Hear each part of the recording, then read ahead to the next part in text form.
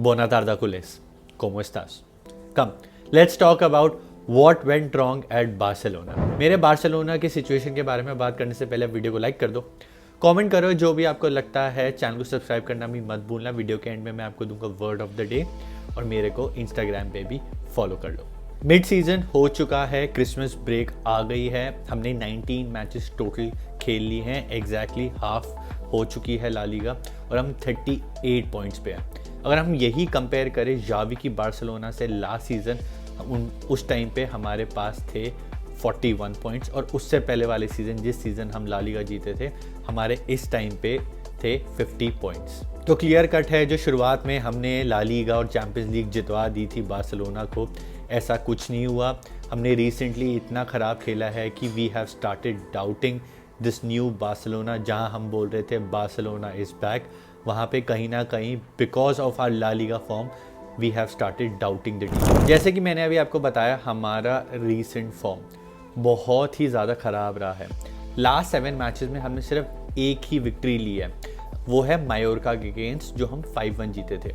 अगर वो मैच मैं हटा दूं तो मैं आपको अपने जो 6 मैचेस हैं ला लीगा के रिकॉर्ड बताऊंगा, तो यू वुड बी स्टन्ड सुन के कि हमारी इतनी ख़राब हालत कब हुई। ला लीगा की पिछली 6 गेम्स जिसमें हमने पॉइंट्स ड्रॉप किए हैं, उसमें हमने 3 मैच ड्रॉ किए हैं, 3 हारे हैं, जिसमें हमने 6 गोल स्कोर किए हैं बस और 10 कंसीड किए हैं। ये वही टीम है जिसने वाइडोलिड को 7-0 हराया था, 5-5 गोल हम मज़े में मार रहे थे। बायर्न म्यूनिख को 4-1 किया था, रियल मैड्रिड को 4-0 किया था। अब वो टीम 6 मैचेस में सिर्फ 6 गोल मार पाई है। ये जो सारी प्रॉब्लम्स है ना, उनका एक रीज़न है। चलो इन रीजंस के बारे में बात करते हैं, ये हो क्यों रहा है। सबसे पहले एड्रेस करते हैं एलिफेंट इन द रूम, जो है रॉबर्ट लेवेंडोस्की का रीसेंट फॉर्म। रॉबर्ट लेवेंडोस्की ने बहुत ही सही शुरू किया था सीज़न, वो हैट्रिक मार रहे थे, उन्होंने ब्रेस मारा एल क्लासिको में, बहुत सारे मैचेस में हमको वो विनर ला के दे रहे थे।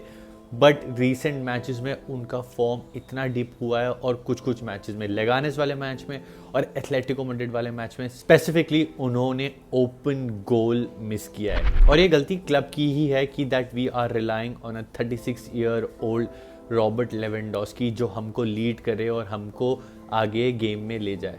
बट द प्रॉब्लम इज़ कि वो कब तक करते रहेंगे। एट द एंड वो एज जो उनकी है वो कैचअप कर जाती है और हमारे पास उनके लिए कोई सब्स्टिट्यूट ही नहीं है कि जब वो आउट ऑफ फॉर्म है तो उनकी जगह ये प्लेयर हमारे लिए गोल मारेगा। Recently we played Ferran Torres in that position और उन्होंने गोल भी मारा मायोर्का के अगेंस्ट, डॉर्टमुंड के अगेंस्ट, रियल बेटिस के अगेंस्ट। वो अपना फॉर्म थोड़ा थोड़ा फिर से ढूंढने लग गए हैं। And the other option that we have is Pau Victor, but we cannot completely rely on these players कि वो हमको 15 से 20 गोल देंगे ऑफ द बेंच या कि वो रॉबर्ट लेवेंडोस्की को रिप्लेस कर देंगे। तो यहाँ पे एक छोटी सी प्रॉब्लम है हमारे पास कि हमारे पास कोई रिप्लेसमेंट नहीं है लेवेंडोस्की की। जो हमारी दूसरी प्रॉब्लम है वो ये है कि we can not play without Lamine Yamal. जब लमीन यमाल नहीं खेलते या जब लमीन यमाल मैच स्टार्ट नहीं करते, हम वो डेफिनेटली मैच हारते हैं।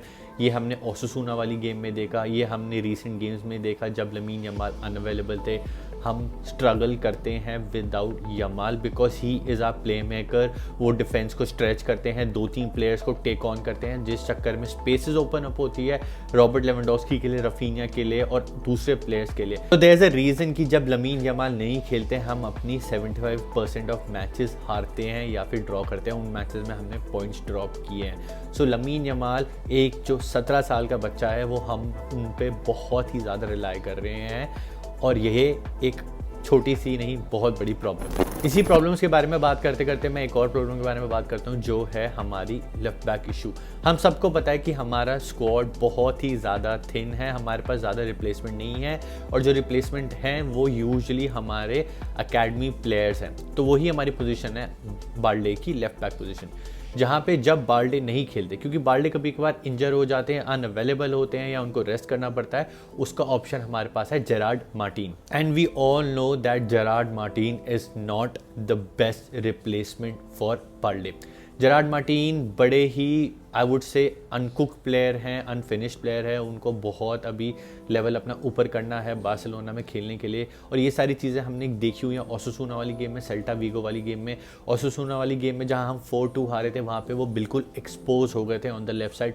और सेल्टा वीगो वाली गेम में भी उन्होंने बहुत ही ज़्यादा ख़राब परफॉर्मेंस दी थी, ऑलमोस्ट रेड कार्ड ले लिया था। ईगो आसपास को उन्होंने एक टैकल मारा था, लकीली रेफरी ने वो रेड कार्ड नहीं दिया, बट उस मैच में भी काफ़ी ख़राब परफॉर्मेंस थी और उस चक्कर में वो एक स्केपगोट बन गए थे फैंस के, and everybody wanted Gerrard Martin out.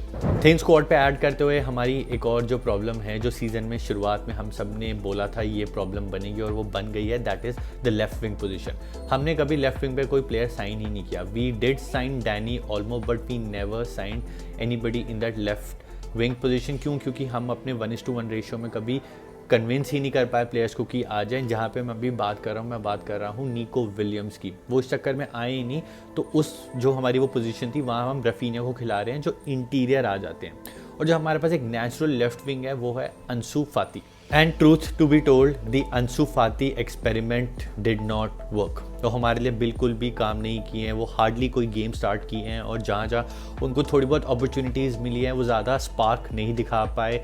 And recently वो इंजर हो गए थे। अभी एथलेटिको वाली गेम में वो बेंच पे थे, बट वो अनअवेलेबल होते हैं। जब गेम में आते हैं तो कोई स्पार्क नहीं देखने को मिलती, कुछ कन्वर्ट नहीं कर पा रहे, no good passing, no good runs. तो जो अंसू फाती एक्सपेरिमेंट है, जहाँ हमने उनको रोक लिया था, जहाँ हांसी फ्लिक ने बोला था कि तू रुक जा, तेरे को अपॉर्चुनिटीज़ मिलेगी, वहाँ Ansu Fati is turning out to be a bang average player for us. Then the most costliest signing of this season, Dani Olmo. शुरुआत के गेम्स में डैनी ओल्मो ने बहुत ही ज़्यादा अच्छा खेला था। उन्होंने अपने फर्स्ट मैच में ही रायो वायोकानो के अगेंस्ट था, बेंच से वो आए और उन्होंने गोल मारा विनर। उसके बाद जिरोना वाली गेम में उन्होंने 2 गोल मारे और वो असिस्ट कर रहे थे। पहले 3 से 4 गेम्स वो बहुत ही ज़्यादा अच्छा खेल रहे थे। उसके बाद वो इंजर हुए और उनका फॉर्म जो डिप हुआ बिल्कुल भी नहीं दिखे। डॉर्टमुंड वाली गेम में वो थोड़े ठीक लगे, उसके अलावा वो बिल्कुल ही लैक लस्टर लगे, आउट ऑफ आइडियाज़ लगे। जो उनकी एक स्टाइल है डायरेक्ट फुटबॉल की, टर्न करो या तो असिस्ट करो या तो गोल मारो, बिल्कुल ही ज़्यादा इनफेक्टिव लगी। एथलेटिको वाली गेम में हमने पेड्री को कैंप पोजीशन पे खेलते हुए देखा and Pedri excelled in that position.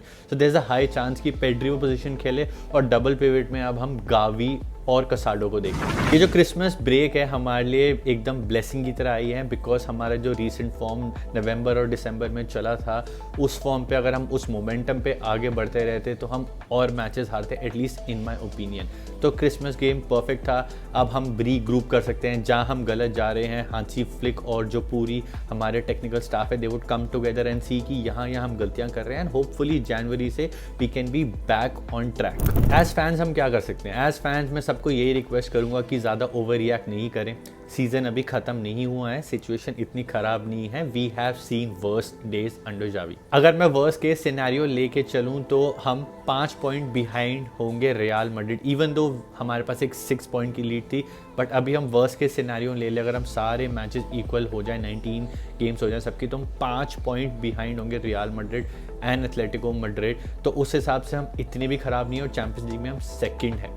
तो हम धीरे धीरे करके रिकवर कर सकते हैं। मैच बाय मैच लेना है और उसके बाद देखना है कि एंड ऑफ द सीजन हम कहाँ स्टैंड करते हैं, कहाँ जीत सकते हैं। एकदम से बोल देना कि ला लीगा जीत गए, चैंपियंस लीग जीत गए, as fans is putting too much pressure on the team, जो ऑलमोस्ट सेम टीम है। एडिशन के लिए हमारे पास सिर्फ एक डैनी ओल्मो ही न्यू प्लेयर थे, तो उस हिसाब से हमने बहुत ही अच्छा किया है। एक और रिक्वेस्ट है मेरी सारे फैंस के लिए कि स्केपगोट बनाना हमें बंद करना पड़ेगा। सीजन के स्टार्ट में फेरान टोरेस था, फिर हमने टेर स्टेगन को बनाया, फिर हमने जेरार्ड मार्टिन को बनाया। अब रिसेंट हमारे जो स्केपगोट हैं वो है डैनी ओल्मो।